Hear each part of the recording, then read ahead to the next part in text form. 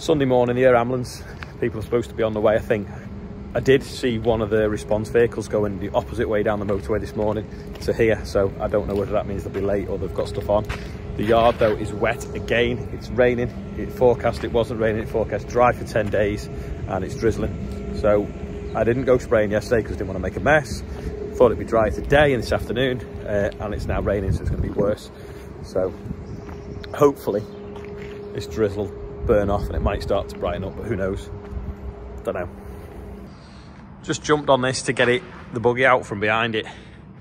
The drill's been left plugged in and it's flattened the battery, which is a bit annoying. Anyway, hopefully if I move this, I can kind of shunt that out, because I think they might want to have some pictures taken with this, because this often does the birthday bumper as well, or bonnet. I want to say I'm disappointed you didn't bring a helicopter, but to be honest, like, I know the cost of running it, so... Ooh, what happened there?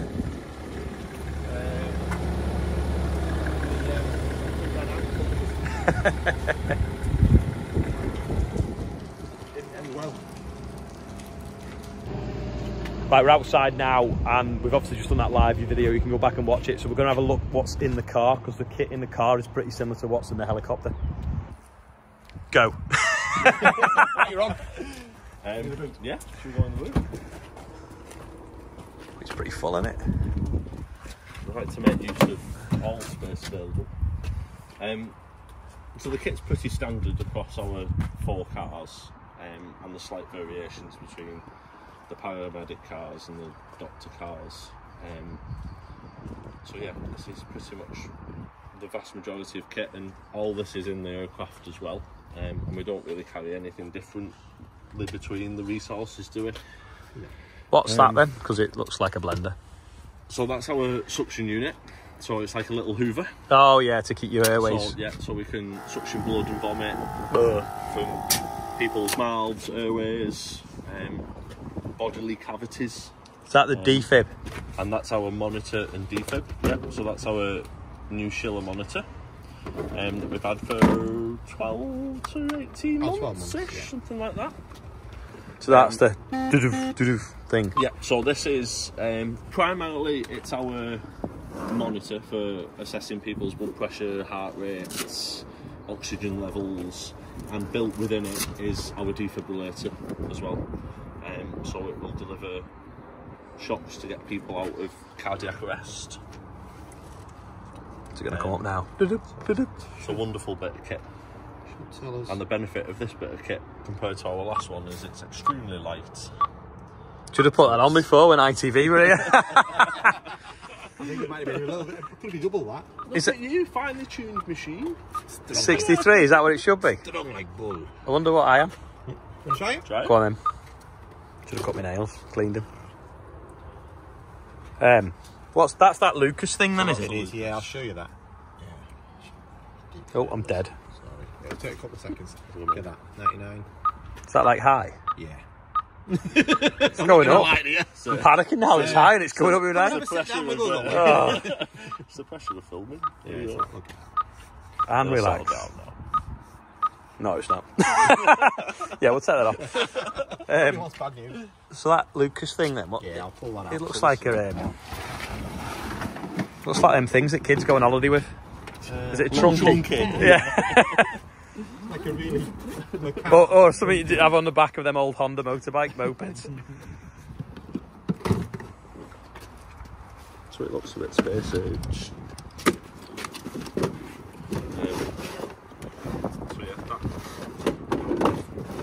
So does that like do the back plate goes underneath, so that sort of sits in the back of the chest. Yeah.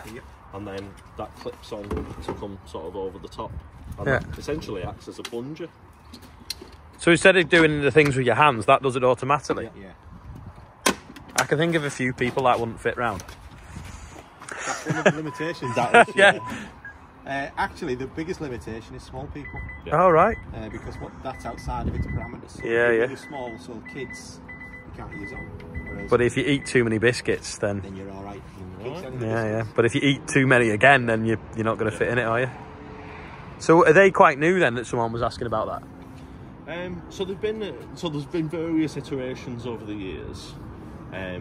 and the earliest ones I can remember connected to a bottle of oxygen, Right. and use sort of pneumatic pressure, and then they released the third version, and as an ambulance service we got them during COVID, but What the Ringo we've mean? had them for quite a while.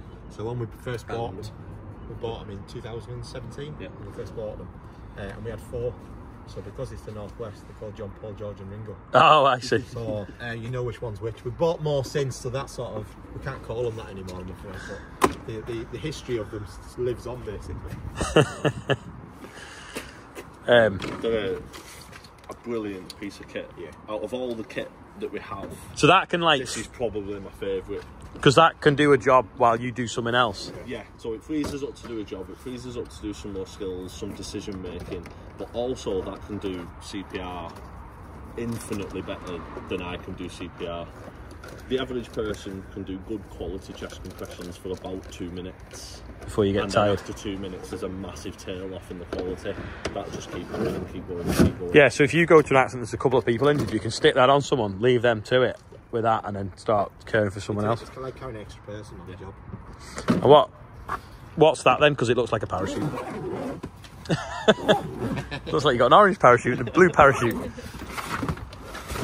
Is that just like bandages and stuff? These are our response bags. So we call them a primary bag and then the secondary bag.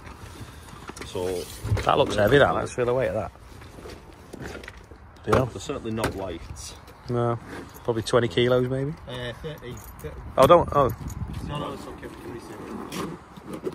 So everything's sealed, so you know everything inside is in date. right. So it's all been checked. So in this is primarily airway and intravenous access related stuff. So we have some cardiac arrest drugs. We have essentially a little bag that we can deliver breaths for the face mask. Yeah. We call these iGel airways.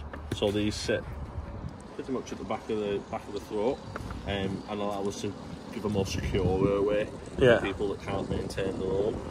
Some oxygen masks, and then cannulas. Oh, yeah. Olivia had to have one of them once. It's horrible watching them put it in. So There's Nick. that in there, and we also Nick comes to pick his bucket up and he panicked when he come in the yard and saw this here. and then we have a little drill. So we can drill if we're struggling for intravenous access, so little cannulas. We can drill into people's bones to deliver drugs through bones.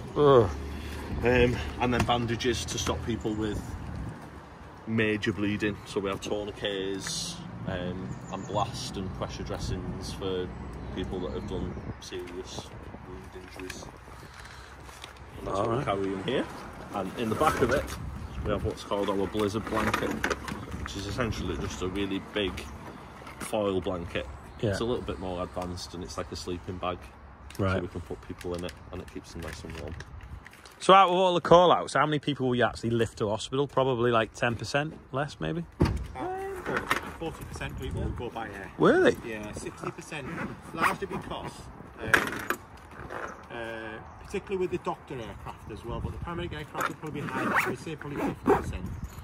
And the reason is that there's not a lot of room in the back of an aircraft, as you've probably seen. So to do things, you can do more in the back of an ambulance than you can in the back of an aircraft. But what the aircraft does, it gets the team, the skill set to the location, and that location might be the southernest part of the patch, which is Whitchurch, to the most northerly part of the patch, easterly, westerly. It shrinks that northwest, so it's a delivery device effectively. But then it's secondary, it's a transport device. What's this? For hook a duck? So within here we have some things called bougies. So Oh, I've seen that. I saw that when I went in. Yeah. Oh, that was horrible there. They had me practicing on the doll. Yeah. What's that there then? That mirror. I thought I'd go I thought we'd have a look at the VO. So secondary bag on this side has some more technical stuff in it. So it's a thing called a video laryngoscope. It's to help us put tubes in people's windpipes so we can breathe for them. Oh, when you're using that. Yeah. Exactly. So this is called a video laryngoscope. It's called a McGrath. It's 2 pieces. It's a permanent piece, and as you can see, So that's the camera there. So there's the camera there. So wherever I put in front of that camera, so if and it's shaped like that because essentially it will hook in, we'll put it into the mouth, hook down into the back of the epiglottis essentially, and then lift, and you can see the two white lines, which are the vocal cords. And then you thread that plastic tube. Thread a tube over the top of it, and that would be an intubation. And we've got 149. Is that 149 minutes on that one? 149 minutes left on that battery. Wow. All reusable. That's reusable. That's disposable. That gets washed, cleaned, sanitised, and then that just gets binned because it's £1.20. So that's 2.5 hours that'll work. Wow. Yeah. It's pretty good, that, isn't it? Brilliant piece of kit. Just put that back in there, and then I'll give you this one, Steve, and you can go through that one if you want. Is that the toaster? It's 26 gram toaster, that. What was this one? Did we do this one as well? We may as well do them all while you're here, you know. We'll do them all. People will ask, won't they? What was in that? What was in that black and red bag? Oxylog. Do the Oxylog. Yeah. So this is our ventilator. So it's our Oxylog ventilator. And like I was saying before, we have sort of Gucci bits of kit. So this is what will breathe for people. So once they've received an RSI, so once they've had an anaesthetic and gone off to sleep, we'll use this to breathe for them. So it's a machine. So as the Lucas device will deliver mechanical compressions, this will deliver mechanical ventilations. Yeah. So we can set it to different rates of people's breathing. We can set it for people's sizes. So kiddies obviously have smaller lungs, so we can set it for smaller lung volumes. And essentially, we can either sit there and use our little bag to breathe, or we can put them on this and it freezes up. And this will go on forever as long as the battery lasts, consistently delivering ventilations. Yeah. And a really priceless but expensive bit of kit. So what you say, that's just got duplicates of other stuff? Essentially, yeah. So these are our... What's the hole in the floor for? Access to electronics, batteries. So our leisure batteries sits underneath there, and there's like a reset button for our blue lights and stuff if they go a little bit askew. And it's wrapped, isn't it? Yeah. It's a yellow wrap. And you can charge the batteries as well. It's a funny plug, that, isn't it? Is that just more like spares? So these are all spares. Yeah. So that if you get a job, then these are all the types of dressings for things like blast injuries, gunshot wounds. So what is this cling film for fire stuff? Burns. Yeah, for burns. It's a natural bandage for anyone who's been burnt. Once it's been cooled, if you layer it rather than wrap it round, if people layer it over the burn, it actually acts as a bit of a... It's sterile. It's sterile, and it'll provide a moisture barrier, so it keeps them nice and moist. Yeah. So other bits and bobs. So little dressings that we can pop into wounds to stop the bleeding. So it's a derivative of seashells. Oh, right. Seashell. So what, it like fuses with the blood to make it So, set? yeah, it helps blood clot and gives it a barrier to clot against. So if I had a big wound on my arm, I could put that in. Oh, right. Dressings for if people lose limbs or have really nasty injuries, we can wrap them in. And then pressure bandages to put pressure on sort of arterial bleeds. Yeah. And then in this bag we've got splints. So broken arms, broken legs, splint them. A pelvic binder for if people have got pelvic injuries, we can splint the pelvis. Collars for necks. So you don't have a stretcher in this, but you have a stretcher in the helicopter, don't you? Yes. So we have a stretcher in the helicopter, yeah. What? I thought you might have like had something in the back, like a little bit of a stretcher. So it's an X5, but it's kind of like stripped out to be basic. So they've even took the aircon out of it for him, which is... Oh, it does say AC there though, doesn't it? But Tom, not seen one of them for years. Oh, it's clean inside. How many miles it's done? It's not going to tell me, is it? How many miles has it done? I don't know. Put that in there. Let's have a look. 1,000 miles. 27,000. Oh, not much then, is it? You won't want to guess what the helicopter's done, would you? And what, it's got uprated suspension and brakes? Yes. Yeah.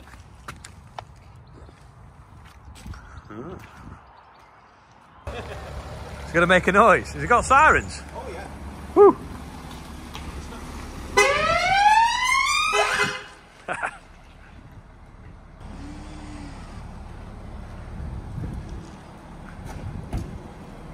It's a beast, isn't it? Right, we've got Paramedic Pup is back by popular demand. Anyway, she's going to do the birthday bumper, so off we go. Or are you going to read it out? Because obviously dogs don't speak. No, she's non-speaking part, isn't it? Yeah. So who have we got today? Then we've got Adam Duran. I think it was Adam. I spelled it wrong. Adam Doran is 15. James Jenkinson's on there. Juliet Wells is 40. Colin Stroughton, is it? Stroughton. I can't read, I'm dyslexic. It's 12. And Grace Butterley is on it. There might be some more because we've done this in the morning, but if there is, I'll add them on digitally here now.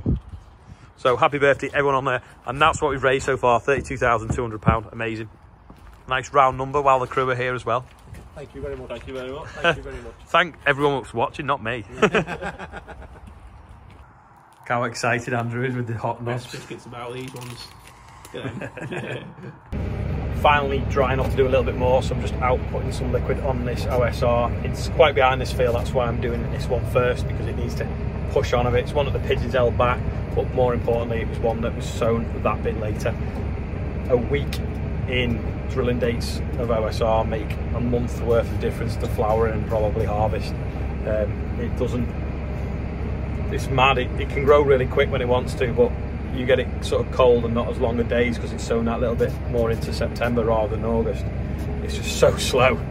So anyway, get this on. The video's ended up really long today because we've obviously been doing quite a bit this morning with the air ambulance. So I'm going to end it now and tell everyone thanks for watching. Thanks for everyone that's donated to the air ambulance. And I'll see you all tomorrow. Oh yeah, sorry, one last thing. Check out the Real Country File. I'll put the link below this video because I did some filming there the other day when I was doing the AHDB webinar the other day. I visited the dairy farm that's one of the AHD strategic farms, and you can see what's going on there. So the link for that is below. And also don't forget, you can donate to the air ambulance anytime you want. It doesn't have to be for your birthday, so if anyone wants to, you can do.